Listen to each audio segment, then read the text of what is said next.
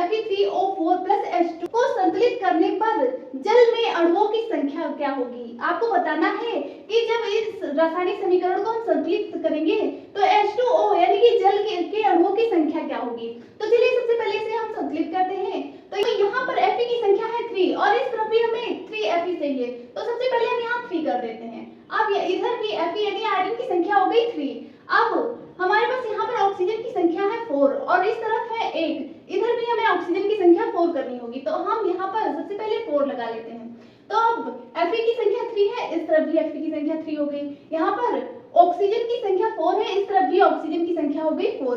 अब यहाँ पर हाइड्रोजन की संख्या 4 2 जा 8 यानी कि यहाँ पर 8 हाइड्रोजन हो गए, तो हमें यहाँ भी हाइड्रोजन की संख्या चाहिए 8, तो हम यहाँ पर कर देंगे 4 4 2 जा 8 यानी कि यहाँ भी हाइड्रोजन की संख्या हो गई 8 और यहाँ भी हाइड्रोजन की संख्या हो गई 8।